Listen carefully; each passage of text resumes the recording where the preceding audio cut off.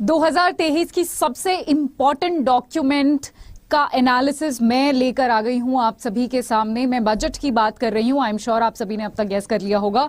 So hello everyone, I am Pinky और मैं आप सभी का बहुत बहुत स्वागत करती हूं अड्डा 24/7 पर। यहां पर आज जो है हम अगले 1 घंटे में बजट को बहुत ही डिटेल में समझने की कोशिश करेंगे। तो सबसे पहले मैं आप सभी से यही रिक्वेस्ट करूंगी कि जितने भी स्टूडेंट्स हैं एक बारी फटाफट सेशन को ज्वाइन कर लीजिए और जितने ऑलरेडी ज्वाइन कर चुके हैं वो सेशन को एक बारी क्विकली जो है एक बार फटाफट जो है शेयर कर दीजिए ताकि सारे स्टूडेंट्स एक बारी आ जाए यहाँ पर, सबको पता चल जाए। ठीक है, बड़ा ही इंपॉर्टेंट आज का सेशन रहने वाला है। 2023 में आप कोई भी एग्जाम लिखने वाले हो, सभी एग्जाम के लिए आज का ये जो अगला 1 घंटा है ये सबसे ज्यादा इंपॉर्टेंट रहने वाला है। बजट डॉक्यूमेंट में से आपके बहुत सारे ऑब्जेक्टिव और डिस्क्रिप्टिव के भी क्वेश्चंस बनते हैं, सीधे सीधे क्वेश्चंस बनते हैं, सीधे सीधे सवाल बनते हैं। तो बड़ा इंपॉर्टेंट सेशन है। सो फटाफट आ जाइए and a very very good evening. आप सभी का स्वागत भी है और जी वेरी गुड इवनिंग।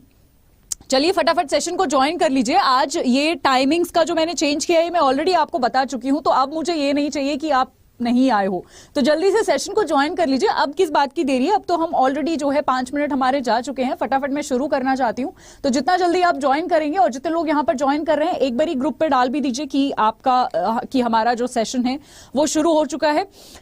हाँ जी, तो आज किस तरीके से हम आगे के लेक्चर में प्रोसीड करने वाले हैं, मैं आपको सेक्टर वाइज बजट का एनालिसिस यहां पर करूंगी। यानी हम जितने भी सेक्टर्स में जो भी चेंजेस हुए हैं सारे सेक्टर वाइज हम चेंजेस पढ़ने वाले हैं। वेरी गुड इवनिंग सभी को। चलिए अब हम सबसे पहले शुरू करते हैं अपने सैलरीड सेक्शन के साथ। यानी जितने भी वो लोग जो यहां पर क्या करते हैं, जिनकी तनख्वाह आती है महीने में, उनके लिए बजट में क्या प्रावधान या फिर उनके लिए क्या जो है बजट में चेंजेस किए गए हैं वो हम एक बारी फटाफट देख लेते हैं। आपको मेरे पीछे दिख रहा होगा ये, हाँ जी, आपको मेरे पीछे दिख रहा होगा कि आप सभी को पता है अगर आपने कुछ टाइम पहले जो है आप टैक्सेस को फॉलो करते हैं तो आपको पता है हमारे 2 टैक्स स्लैब्स जो हैं बना दिए गए थे और सरकार ने ऑप्शन दिया था कि जी अगर आप ओल्ड वाला फॉलो करना चाहते हैं ओल्ड वाला करिए, नया वाला करना चाहते हैं नया वाला करिए। चलो वो तो थी पुरानी बात। अब नई बात ये है कि पहले क्या होता था, 5 लाख तक की अगर आपकी सालाना इनकम है तो आपका जो है उस पर टैक्स नहीं लगता था। अब उस स्लैब को बढ़ा के जो है 7 लाख कर दिया है और ये एक मिडिल क्लास के लिए सबसे बड़ी आज के बजट में जो है आप कह सकते हो सबसे बड़ी खबर है। ठीक है, आप यहां पर भी देख सकते हैं ये सारी स्लैब्स हैं जिनको मैं एक एक करके आपको डिटेल में समझाऊंगी, क्या कुछ पहले था क्या कुछ अब हुआ है, बट उससे पहले कुछ और पॉइंट्स हम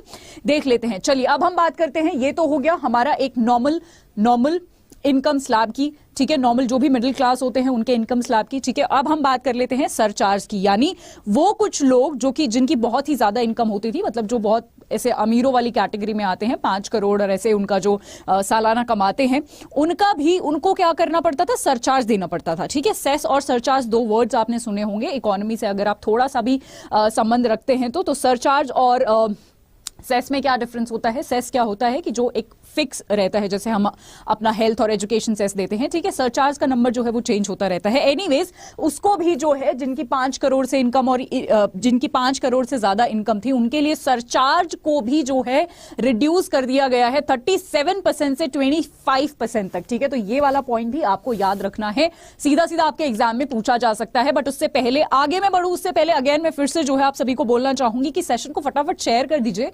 ये आज वाला सेशन तो सबसे इंपॉर्टेंट है, मुझे नहीं लगता कि इससे इंपॉर्टेंट कोई भी पूरे साल में सेशन रहने वाला है। इकोनॉमी के हम स्टूडेंट्स हैं, बैंकिंग का एग्जाम देने वाले हैं, तो बजट से इंपॉर्टेंट क्या डॉक्यूमेंट हो सकता है हमारे लिए, नहीं? तो जितने भी यहां पर स्टूडेंट हैं एक बार आप अपने सर्कल में भी इसको शेयर कर दो, क्योंकि बजट का बहुत अच्छे से अगले 1 घंटे में सेक्टर वाइज हम एनालिसिस करने वाले हैं एवरीवन। हाँ जी, अब बात करते हैं अगले पॉइंट की, जहां पर जो है बात करी जा रही है कि जिनकी 15 लाख से ये जो इनकम थी, अच्छा उस पर भी जो है टैक्सेस में चेंज किए गए हैं। ये मैं आपको अगले जो है ग्राफ से समझाना चाहती हूं। तो पहले क्या होता था, आप यहां पर देख सकते हैं 2.5 लाख तक की जो आपकी इनकम है वहां पर कोई भी आपका टैक्स नहीं होता था। ठीक है, 2.5 लाख से 5 लाख तक की आपका 5% टैक्स लगता था। ठीक है, इस तरीके से आपके जो है टैक्सेस लगते थे। अभी क्या हुआ है कि 3 लाख तक का आपका जीरो है, आपका 3 लाख तक से जो 6 लाख तक का है, जहां पर पहले 5 लाख तक पे 5% टैक्स था, अभी वो 6 लाख हो गया है, जहां पर आपको जो है 5% टैक्स देना है। अच्छा, ये ना वो ओल्ड वाला रिजीम है, ओल्ड वाला टैक्स है। इसमें भी हमारी सरकार ने ऑप्शन दिए थे, ठीक है, इसमें भी ऑप्शन दिए थे, इसमें भी 2 ऑप्शन थे, अगर आपको याद हो, ठीक है। उसके पर्सपेक्टिव से हम यहां पर पढ़ रहे हैं, ये पूरा स्लैब आप देख सकते हैं। एक और चेंज यहां पर हुआ है, वो लास्ट वाले यहां पर आप देख सकते हैं कि 15 लाख तक से जिनकी ज्यादा इनकम होती थी, ठीक है, पहले क्या होता था, ये 12 लाख, ठीक है, 10 लाख 12 लाख इन पे ऐसे होता था। अभी इसको भी बढ़ा के जो है 15 लाख कर दिया है, ठीक है। 15 लाख अगर आपकी है तो आपको 30% टैक्स भरना होगा। तो ये एक जो है एक बड़ा चेंज, हाँ जी, तो ये एक जो है एक बड़ा चेंज देखने को मिला है, राइट। हाँ जी, ये रविंद्र जी, ये एक्चुअली क्या है कि ये ओल्ड टैक्स रिजीम में भी ना 2 टैक्स होते थे। अगर आपको याद हो कि सरकार ने ना हमें ऑप्शन दे दिया था कि 2 आपके पास ऑप्शन है, या तो आप इस तरीके से टैक्स भरना चाहो तो भर सकते हो, या फिर नए वाले टैक्स से भरना चाहो तो भर सकते हो। तो ये उस नए वाला जो इंट्रोड्यूस किया था उसमें अब चेंज हुआ है, ठीक है। सो ये नए वाले का नया चेंज है ना, तो या इस तरीके से आप इसको समझिए। चलिए अब बात करते हैं स्टूडेंट्स की, हमारी और आपकी, ठीक है, यानी बेसिकली आपकी इसमें क्या क्या चेंजेस, क्या क्या बदलाव, क्या क्या नई चीजें लाई गई हैं। तो 38,000 टीचर्स और उनके लिए स्टाफ को जो है रिक्रूट किया जाएगा एकलव्य स्कूल के लिए। आपको पता है ट्राइबल स्टूडेंट्स के लिए एकलव्य स्कूल्स होते हैं, उनमें ज्यादा टीचर्स बढ़ाए जाएंगे और वहां पर जो है स्टाफ वगैरह भी जो है अपॉइंट किए जाएंगे। उसके साथ साथ आर्टिफिशियल इंटेलिजेंस सेंटर भी सेटअप किए जाएंगे एजुकेशनल स्कूल में, ताकि अगेन डिजिटल चीजों को, ऑनलाइन चीजों को, आर्टिफिशियल इंटेलिजेंस चीजों को जो है बढ़ावा दिया जा सके। ऑल्सो आप सभी को पता है कि कोविड के टाइम में ऑनलाइन एजुकेशन जो है वो काफी ज्यादा,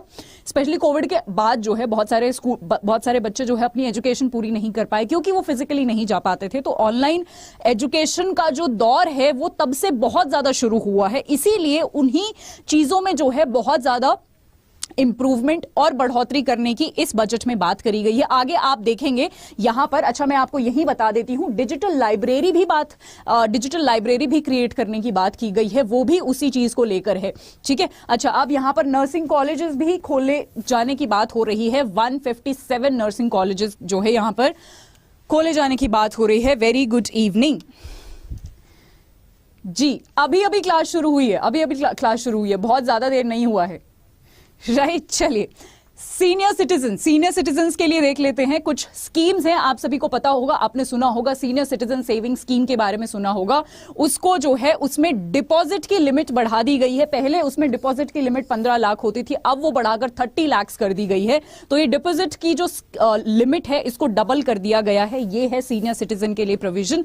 नेक्स्ट बात करते हैं वुमेन के लिए क्या कुछ हुआ है। आप सभी को पता है कि बहुत सारी ऐसी घर में महिलाएं होती हैं, वुमेन होती हैं, जो अपना जो है पैसा सेव करती हैं, है ना। तो उनको जो है हेल्प करने के लिए महिला सम्मान सेविंग सर्टिफिकेट स्कीम जो है वो इंट्रोड्यूस करी गई है, जिसमें कि क्या प्रावधान है, वो स्कीम जो है वो क्या अलाउ करती है, 2 लाख तक के रुपए जो है सेव करने का वो अलाउ करती है 2 साल के लिए एट 7.5% रेट, ठीक है। तो ये आपको जो है याद रखना है। रूरल वुमेन को भी जो है थोड़ा सा और हेल्प करने के लिए यहां पर सेल्फ हेल्प ग्रुप्स की बात करी गई है, ठीक है। आपको पता होगा सेल्फ हेल्प ग्रुप जो आपस में ही ग्रुप्स बना लेते हैं और आपस में ही पैसे इकट्ठे करके एक दूसरे की लोन वगैरह में हेल्प करते हैं। चलिए, अब नेक्स्ट सेक्टर है जॉब सेक्टर। अब देख लेते हैं, आई एम श्योर इस सेक्टर का आप सभी को जो है बड़ा इंतजार होगा, जॉब्स किस तरीके से क्या कुछ क्रिएट हो रही हैं।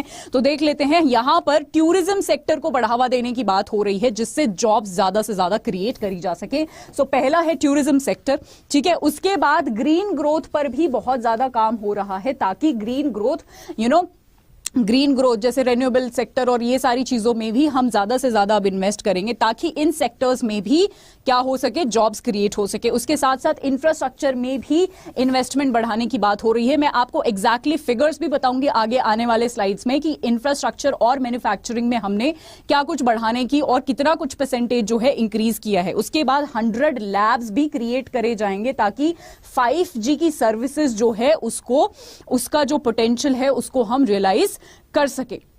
राइट चलिए अब बात करते हैं फार्मर्स के लिए आप सभी को ये याद रखना है, सीधा सीधा आपसे इसके बारे में क्वेश्चन पूछा जाएगा कि पीएम प्रणम स्कीम क्या होती है, पीएम प्रणाम या फिर पीएम प्रणम जो भी आप इसको प्रोनाउंस करें, ये स्कीम क्या होती है। तो ये इंट्रोड्यूस करी है फार्मर्स के लिए, ठीक है, जहां पर उनको बेटर फर्टिलाइजर्स जो आप खेतों में डालते हो फर्टिलाइजर्स, उनका एक्सेस के लिए ये स्कीम बनाई गई है।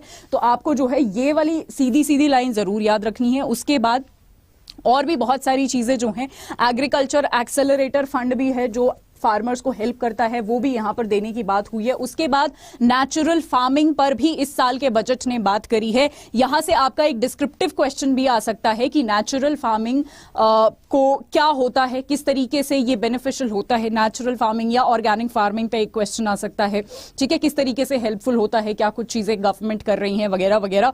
तो आप जो है बजट का एग्जाम्पल इसमें कोट कर सकते हैं कि बजट में जो है ये करके आया था और बजट ने भी इसको सपोर्ट किया है, जहां पर 1 करोड़ फार्मर्स को जो है सपोर्ट करने की बात करी गई है कि जी आप नेचुरल फार्मिंग्स को ज्यादा से ज्यादा अपनाओ, ज्यादा से ज्यादा यूज करो, ठीक है, जिसके लिए 10,000 बायो इनपुट रिसोर्सेज सेंटर्स वगैरह भी बनाए जाएंगे ताकि फर्टिलाइजर्स वगैरह जो है या फिर स्पेशली आप बोल सकते हो कि जो बायोलॉजिकल चीजें हैं, जो ऑर्गेनिक चीजें हैं, वो दी जा सके फार्मर्स को ताकि वो ऑर्गेनिक फार्मिंग में या फिर नेचुरल फार्मिंग उनको हेल्प कर सके। राइट और ये सेशन को शेयर क्यों नहीं कर रहे हैं आप? सबसे पहले तो मुझे ये पूछना है, क्या आपको लगता है कि इससे भी इंपॉर्टेंट कोई सेशन हो सकता है, या फिर आपको बस आदत हो गई है कि अगर मैं 5 बजे नहीं आऊंगी तो फिर बस आप भी नहीं आओगे? हाँ, ये तो बहुत ही सूटेबल टाइम है ना आप शायद इस टाइम ऑफिस में होंगे, आप घर पे होंगे, इतना इंपॉर्टेंट सेशन भी है। तो मुझे नहीं लगता कि मेरे को बीच बीच में ये बात बोलने की जरूरत पड़नी चाहिए कि एक बारी सेशन को शेयर कर दीजिए। मुझे लगता है मुझे यहां पर ज्यादा फोकस करना चाहिए और ये आपकी जॉब, आपकी रिस्पॉन्सिबिलिटी होनी चाहिए कि अगर कुछ इंपॉर्टेंट चल रहा है तो इसको शेयर करते रहो, है ना। चलिए अब बात करते हैं प्रोफेशन या फिर बिजनेसेस की, जहां पर देख लेते हैं एक डिजी लॉकर करके एक एंटिटी, आपको पता है ये पहले भी होती थी, जहां पर आपके डॉक्यूमेंट्स वगैरह जो हैं सेफली रखे जाने की बात होती थी, रखे भी जाते थे, तो उसी की यहां पर बात करी गई है। Over 39,000 compliances reduce, 3,400 legal provisions decriminalize for ease of doing business. चलिए ईज ऑफ डूइंग बिजनेस को बढ़ाने के लिए अगर आपको याद हो तो मैंने आपको बर्निंग इशू में 48 जीएसटी काउंसिल की ना मीटिंग के बारे में कुछ समझाया था, है ना, जहां पर मैंने आपको बोला था कि ईज ऑफ डूइंग बिजनेस को प्रमोट करने के लिए पहले कुछ ऐसे लॉज होते थे जहां पर आपका शायद कुछ 1 करोड़ तक का अगर आपने कुछ मान लो कुछ इलीगली कुछ कर दिया तो सरकार जो है आपको कोर्ट में लेके जा सकती थी, और उसको 48 जीएसटी काउंसिल में उस 1 करोड़ की लिमिट को बढ़ाकर 2 करोड़ कर दिया गया था। उसका रीजन क्या था? उसका रीजन एग्जैक्टली यही था क्योंकि सरकार ये चाहती थी कि अगर मान लो कोई बात नहीं, अगर आपसे 2 करोड़ तक की भी कोई गलती हो गई है तो हम आपको कोर्ट नहीं लेके जाएंगे। अगर आपका बिजनेस मान लो नहीं चला, ठीक है, आपने कहीं से लोन लिया है और आपका वो बिजनेस नहीं चला, आप वो पैसा वापस नहीं दे पा रहे हो, तो सरकार आपके ऊपर केस नहीं करेगी। और मतलब इनडायरेक्टली सरकार क्या कर रही है, आपका ईज ऑफ डूइंग बिजनेस बढ़ाने की कोशिश कर रही है, ठीक है, कि कितनी आसानी से आपके बिजनेस में आपको सपोर्ट करने की कोशिश कर रही है। एग्जैक्टली वही बात यहां पर बोली गई है कि ईज ऑफ डूइंग बिजनेस बढ़ाने के लिए सरकार ने बहुत सारी चीजें जो हैं, जो पहले क्रिमिनल ऑफेंस में आती थी, उनको डिक्रिमिनलाइज कर दिया है। राइट चलिए अब एग्जैक्टली ये जो जीएसटी काउंसिल में हुआ था ना, वही सरकार ने बजट में भी रिपीट किया है। राइट चलिए अब बात करते हैं in case of failure of MSME to execute contract during COVID, 95 of forfeited amount relating to the bid और performance security to be return by the government. So basically MSME को जो है हेल्प करने के लिए ये कुछ प्रावधान करे गए हैं। अब सोशल सर्विसेज की बात कर लेते हैं, जहां पर कुछ स्कीम्स की बात हुई है। स्कीम्स यहां पर जो है scheme to supply free food, right, जो अब तक भी फ्री फूड देती थी, आपको पता है अंत्योदय, उसको जो है एक्सटेंड कर दिया गया है 1 और साल के लिए, ठीक है, प्रधानमंत्री गरीब कल्याण ये वाली जो योजना है, इसको जो है 1 और साल के लिए जो है एक्सटेंड कर दिया गया है, जो अभी भी दे रही थी। राइट अब बात कर लेते हैं हेल्थ सेक्टर की। कोविड, स्पेशली कोविड जैसे टाइम में या फिर उसके बाद हेल्थ सेक्टर में क्या क्या कुछ प्रावधान करे गए हैं देख लेते हैं। Open source digital public infrastructure जो है क्रिएट किया जाएगा ताकि इंश्योरेंस सेक्टर को जो है बेहतर बनाया जा सके, इंश्योरेंस की सर्विसेज सबको जो है प्रोवाइड करी जा सके। राइट, अब बात कर लेते हैं 100 लैब्स बनाए जाएंगे ताकि, अच्छा ये हम ऑलरेडी पढ़ चुके हैं, अच्छा इसमें ना हेल्थ भी आपकी जो है कवर करवाई जाएगी। उसके बाद सिकल सेल अनेमिया को एलिमिनेट करने के लिए 2047 तक, ये मुझे कौन बताएगा कि 2047 जो ईयर है वो एक और चीज के लिए बड़ा फेमस है और बहुत ज्यादा न्यूज में रहता है। 2047 तक हम क्या अचीव करने वाले हैं, ठीक है। सिकल सेल अनेमिया का जो मिशन है कि हमने ये एलिमिनेट करना है 2047 तक, ये भी हमारा टारगेट है। जिसको ये नहीं पता है ये मैं थोड़ी देर में बताने वाली हूं, बट 2047 का सिग्निफिकेंस मुझे आप सभी से जानना है। तब तक मैं आपको आगे बता देती हूं। उसके बाद हमारा जो है बहुत सारे नए नए प्रोग्राम्स भी लाने की बात हुई है, किसमें, ताकि रिसर्च और इनोवेशन कौन से सेक्टर में हम ज्यादा कर सकें, फार्मास्यूटिकल सेक्टर में। आप सभी को पता है कोविड के बाद जो सबसे ज्यादा इंपॉर्टेंट सेक्टर हो गया है वो है फार्मा, ठीक है, फार्मास्यूटिकल सेक्टर्स, ठीक है। चलिए 2047 हम जो है एक डेवलप्ड देश बनने का टारगेट कर रहे हैं। जब हमारा देश जो है आजादी के 100 वर्ष पूरे कर लेगा, हम तब तक एक डेवलप्ड कंट्री बनने का टारगेट कर रहे हैं। अब बात करते हैं, अच्छा मैंने यहां पर आपको सिकल सेल अनेमिया बताया। सिकल सेल अनेमिया में आपकी जो आरबीसीज होती हैं, इनका जो साइज होता है, जो नॉर्मल आरबीसीज होती हैं वो सिकल जैसी शेप होती है ना, ऐसी टेढ़ी सी शेप होती है। आपकी आरबीसीज की शेप बदल जाती है। यहां पर जो है आपका कोई एक प्रोटीन होता है जो इंपैक्ट होता है, जिसकी वजह से ये आपको बीमारी हो जाती है, ठीक है। सो ये जो है आपको यहां पर याद रखना है। अब बात करते हैं आगे, और नेक्स्ट हमारा जो सेक्टर है, बड़ा ही इंपॉर्टेंट सेक्टर है, मैन्युफैक्चरिंग सेक्टर। बजट जी, मैन्युफैक्चरिंग सेक्टर बड़ा इंपॉर्टेंट सेक्टर है। किसी भी देश की इकोनॉमी को अगर ग्रो करना है तो मैन्युफैक्चरिंग सबसे बड़ा सेक्टर है। सेकेंडरी सेक्टर भी जिसको हम बोलते हैं, जिसपे हमने अभी अभी ध्यान देना शुरू किया है और जो कि एक अच्छी बात है। सो डोमेस्टिक मैन्युफैक्चरिंग को बढ़ावा देने के लिए बहुत सारी चीजें इस साल के बजट में हुई हैं, जैसे कस्टम ड्यूटी घटा दी गई है बहुत सारे टीवी के पार्ट्स पर, ताकि उनकी मैन्युफैक्चरिंग हमारे खुद के देश में सस्ती हो सके और ज्यादा से ज्यादा उनकी मैन्युफैक्चरिंग हो सके, ठीक है। जिससे कि एक तो हमारी डोमेस्टिक नीड्स पूरी होगी और उसके बाद हमारी खुद की डोमेस्टिक नीड्स पूरी होने के बाद हम उसको एक्सपोर्ट भी कर सकेंगे, राइट। अच्छा यहां पर एक कस्टम ड्यूटी जो है चिमनीज की यहां पर इंक्रीज हुई है। अच्छा मुझे इससे याद आया, मैं ऑलरेडी एक सेशन ले चुकी हूं जहां पर मैंने आपको बताया है कि इस साल के बजट में कौन कौन सी ऐसी चीजें हैं जो महंगी हो गई हैं, कौन कौन सी ऐसी चीजें हैं जो सस्ती हो गई हैं। I would request all of you कि एक बारी सेम चैनल पर वो प्लेलिस्ट भी अवेलेबल है, एक बार उसको आप जाके जरूर देखिएगा, क्या क्या महंगा हो गया, क्या क्या सस्ता हो गया। बड़ा इंटरेस्टिंग सा भी लगता है सुनने में, और आप सभी को पता भी होना चाहिए। जिसमें मैंने वहां पर अगेन ये जो किचन में जो हम चिमनी यूज करते हैं उसका जिक्र किया है, जो कि अभी महंगी हो गई है। इस पे जो है हमारा टैक्स या फिर कस्टम ड्यूटी आप बोल सकते हो, वहां पर मैंने कस्टम ड्यूटी क्या होता है वो भी एक्सप्लेन किया है। वो सेशन आप जरूर देखिएगा। 15% जो है कस्टम ड्यूटी उस पर बढ़ा दी गई है, राइट। अब बात करते हैं कस्टम ड्यूटी कहां से कम हुई है। तो जो रॉ मटेरियल आता है क्या मैन्युफैक्चर करने के लिए, cold rolled grain oriented steel, ठीक है। तो स्टील मैन्युफैक्चरिंग के लिए जो भी रॉ मटेरियल आता है उन पर भी कस्टम ड्यूटी को जो है कम कर दिया गया है, राइट। और उसके साथ साथ स्टील हो गया, फेरस स्क्रैप हो गया, निकल कैथोड हो गया, ये जो है ये कुछ ऐसी चीजें हैं, ठीक है। अच्छा यहां पर ये मैंने आपको जो मैंने CRGO बोला था अभी अभी, जिसकी फुल फॉर्म बताई है, इसका मैंने आपके लिए फोटो भी लगाया है। ये निकल कैथोड है, ठीक है। ये बैटरीज वगैरह बनाने में काम आता है। अब बात कर लेते हैं ऑटो सेक्टर। गवर्नमेंट फोकस कर रही है कि हमें जो है क्लीन मोबिलिटी को जो है ग्रीन और क्लीन मोबिलिटी को बढ़ाना है। तो उसके लिए जो है इलेक्ट्रिक व्हीकल्स हमें ज्यादा से ज्यादा मार्केट में लाने हैं, और उसके लिए जो भी हम सामान बाहर से लाते थे, ठीक है, वहां पर आप बोल सकते हो जो कस्टम ड्यूटी है, कस्टम एग्जाम्पशन का मतलब होता है छूट। जब किसी भी चीज में छूट दी जाती है तो कस्टम ड्यूटी पर यहां पर भी छूट दी है। क्यों? क्योंकि इलेक्ट्रिक व्हीकल्स को, क्योंकि हम ग्रीन मोबिलिटी की बात कर रहे हैं, तो इलेक्ट्रिक व्हीकल्स उसका सबसे बड़ा पार्ट आता है। तो इलेक्ट्रिक व्हीकल्स के लिए जो भी मैन्युफैक्चरिंग के लिए सामान लगता है उस पर भी हमने कस्टम ड्यूटी डिक्रीज करने की बात करी है, राइट, या फिर कुछ छूट देने की बात करी है। अब बात कर लेते हैं एनर्जी सेक्टर की। एनर्जी सेक्टर आप सभी को पता है इंटर स्टेट ट्रांसमिशन सिस्टम, अच्छा, मैं सबसे पहले आप सभी को बता दूं, जब मैं एनर्जी सेक्टर की बात करती हूं तो सबसे पहले तो हमारे देश की सरकार जो है वो बहुत ज्यादा रेन्यूएबल पर ध्यान दे रही है। रेन्यूएबल में भी मैं आपको बता दूं सबसे ज्यादा हम सोलर एनर्जी पर जो है बहुत ज्यादा ध्यान दे रहे हैं। उसमें भी आप यहां पर देख सकते हैं कि बैटरी एनर्जी स्टोरेज सिस्टम जिसकी कैपेसिटी 4000 MWH होगी, उसको सपोर्ट किया जाएगा वायबिलिटी गैप फंडिंग के थ्रू।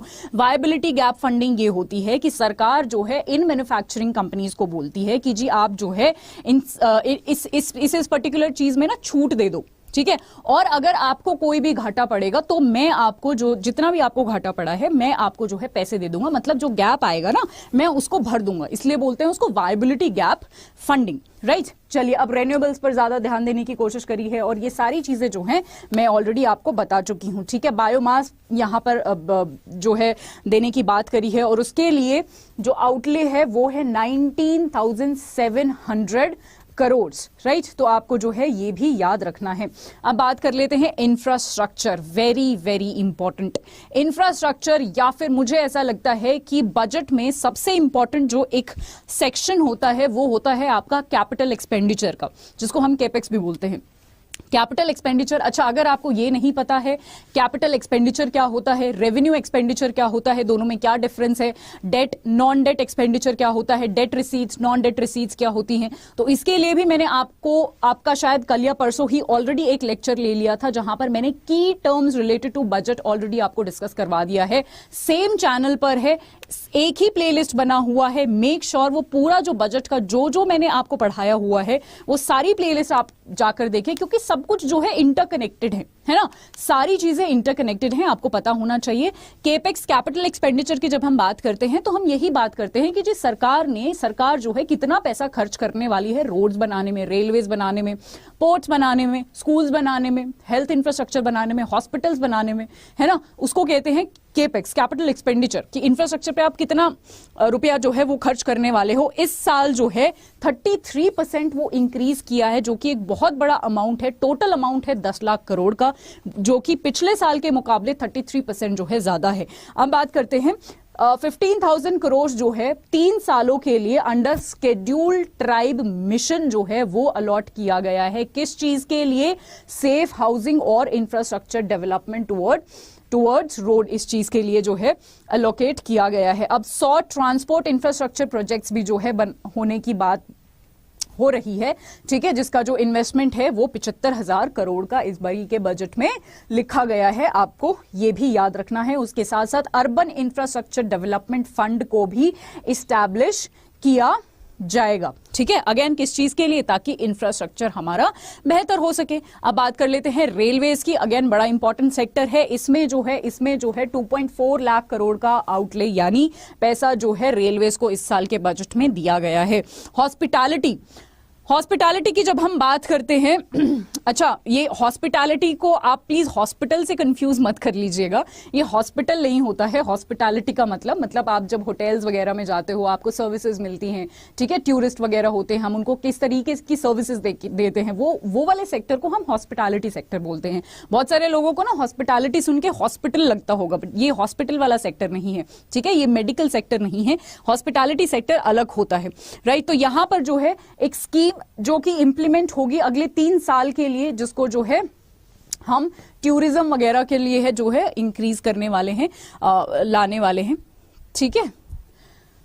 हाँ जी, अब बात कर लेते हैं रियल एस्टेट की। रियल एस्टेट तो प्रॉपर्टीज वगैरह जो है आप खरीदते बेचते होंगे, ठीक है, उस वाले सेक्टर को हम रियल एस्टेट सेक्टर कहते हैं।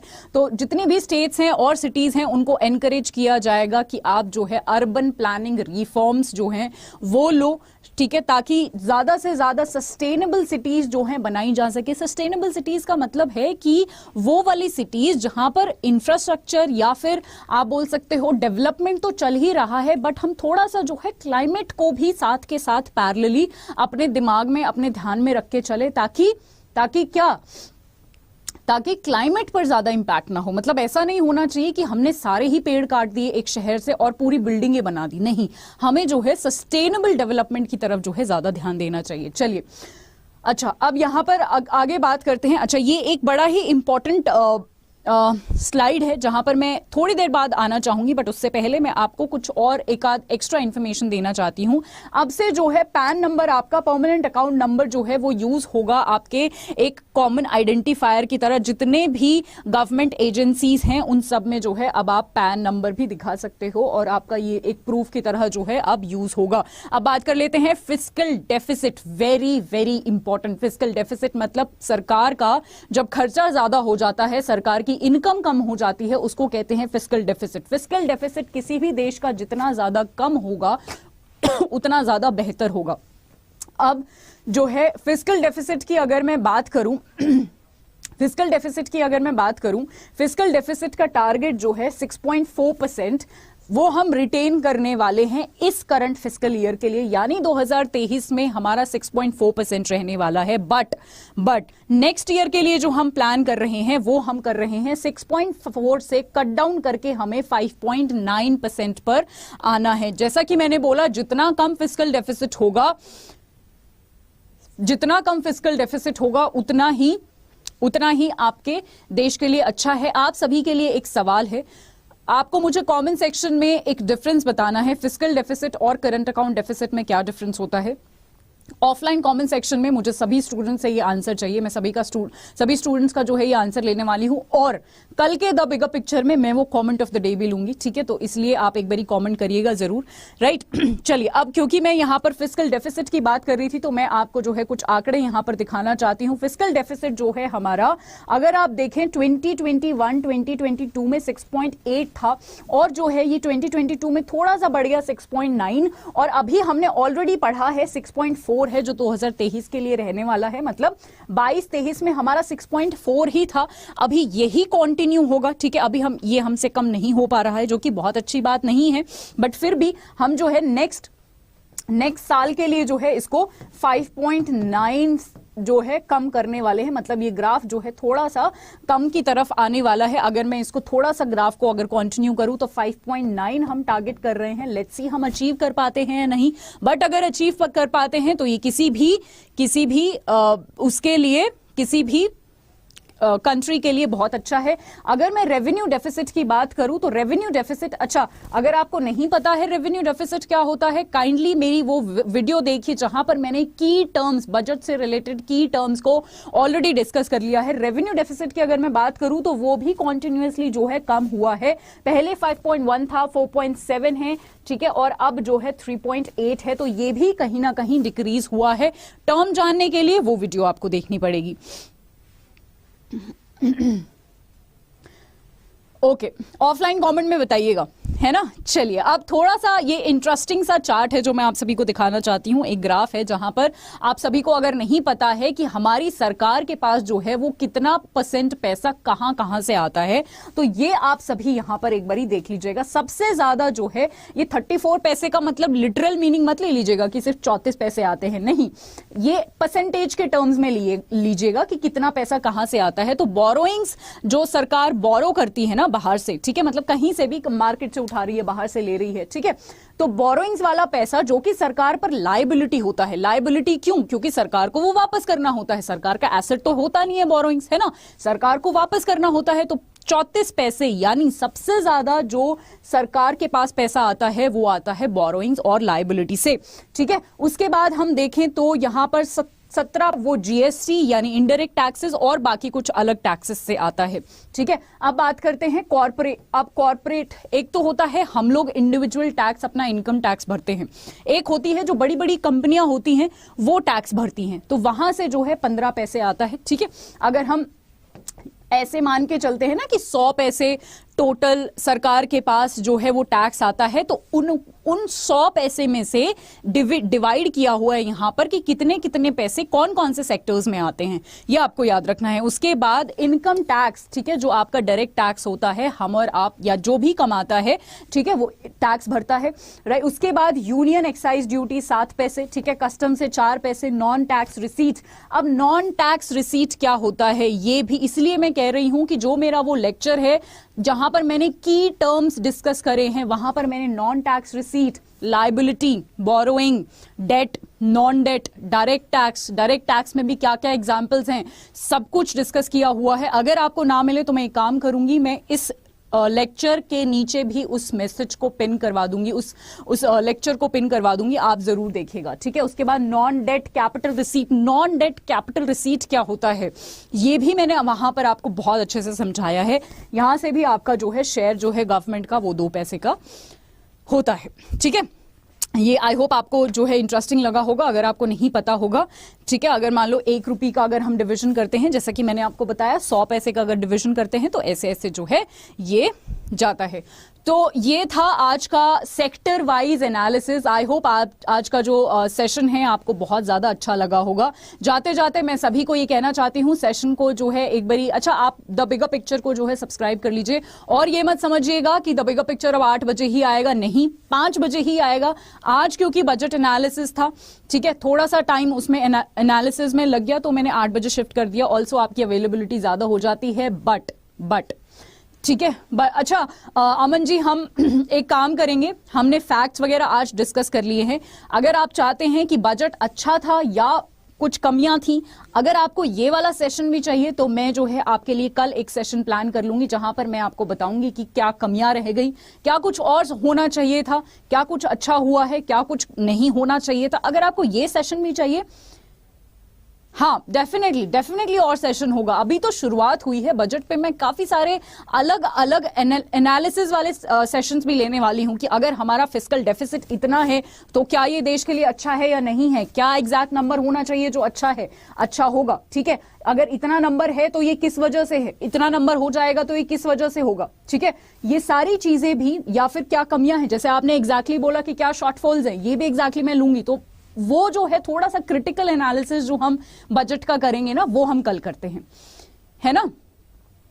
हाँ बिल्कुल, और बिल्कुल बहुत मजा आएगा उसमें क्रिटिकल एनालिसिस करने में कि क्या क्या कुछ कमियां रह गई, कैसे कैसे और हम इंप्रूव कर सकते हैं, कहां से जो है मैं आपको बताऊंगी कि कौन कौन से सेक्टर्स में कमी रह गई है पैसे देने में, या फिर कौन कौन से सेक्टर में एक्स्ट्रा पैसे दिए गए हैं। क्योंकि आपको पता है 2024 में इलेक्शंस हैं, तो इलेक्शन को लेकर, इलेक्शन को मद्देनजर रखते हुए बहुत सारे फैसले इस साल के बजट में लिए गए हैं।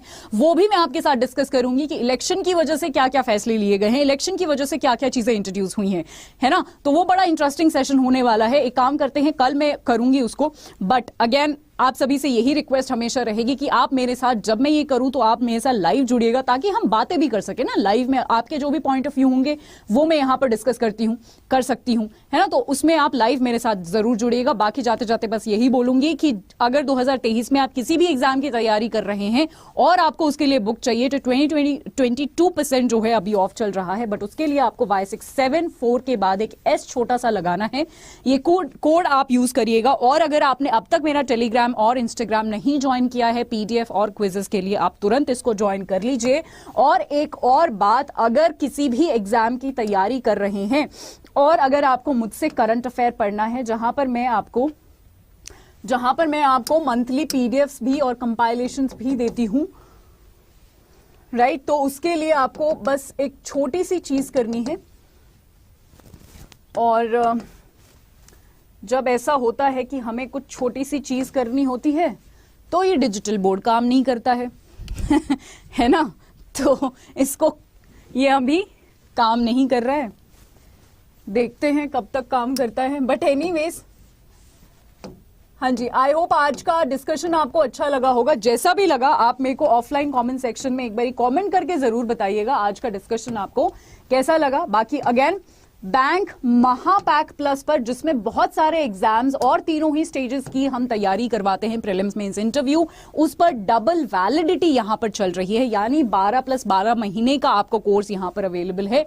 बहुत सारी टेस्ट सीरीज, 6000 से ज्यादा टेस्ट सीरीज, 500 आवर्स से ज्यादा आपकी live classes, recorded sessions, 1-to-1 doubt clearing sessions, ठीक है। और क्योंकि मैं यहां पर करंट अफेयर ले रही हूं तो मैं अपनी सब्जेक्ट की गारंटी ले सकती हूं कि मैं आपको मंथली कंपाइलेशंस भी प्रोवाइड करवाऊंगी, ठीक है। Test series, full length test भी प्रोवाइड आपको करवाए जाएंगे। इसमें आपके बहुत सारे एग्जाम्स कवर होते हैं, LIC AAO से लेके RBI assistant, IBPS clerk, SBI PO, RBI assistant, ठीक है। जितने भी रीजनल कोऑपरेटिव बैंक एग्जाम्स हैं, उसके साथ साथ SIDBI, NABARD, SEBI, RBI grade B, सारे एग्जाम्स बैंक महापैक प्लस में कवर होते हैं। छोटा सा काम आपको करना है, आपको बाय नाउ पर क्लिक करना है और इसमें एनरोल करने के लिए आपको एक कोड यूज करना है, विच इज, आई होप आपको अब तक तो कोड यूज जो है याद हो जाना चाहिए, है ना। चलिए, Y674, राइट, मैं जूम इन करके दिखा देती हूं। Y674 ये कोड है। जब आप ये अप्लाई करेंगे तो आपको जो है एक डिस्काउंट मिलेगा। जो कोर्स पहले 28,499 में था, अभी वो सिर्फ आपको 6,554 में पड़ेगा विद डबल वैलिडिटी, यानी 12+12 महीने का कोर्स आपको हर एक एग्जाम पर मिलेगा। ठीक है, तो ये बहुत अच्छी अपॉर्चुनिटी है। 2023 में किसी भी एग्जाम की तैयारी कर रहे हो, इस अपॉर्चुनिटी को मिस मत करिएगा। आज के लिए इतना ही। Thank you so much. I hope आपको आज का सेशन एनालिसिस अच्छा लगा होगा, और जैसे कि मैंने बोला, एक क्रिटिकल एनालिसिस वाला भी मैं वीडियो जरूर बनाकर लेके आऊंगी। बजट पर क्या कुछ कमियां रह गई हैं, क्या कहां इंप्रूवमेंट की जरूरत है, कहां पर बहुत अच्छा हुआ है, ये सारी चीजें उस सेशन में मैं लेकर आऊंगी। आज के लिए इतना ही। Thank you so much everyone and good night. चलिए, bye bye, good night, bye bye.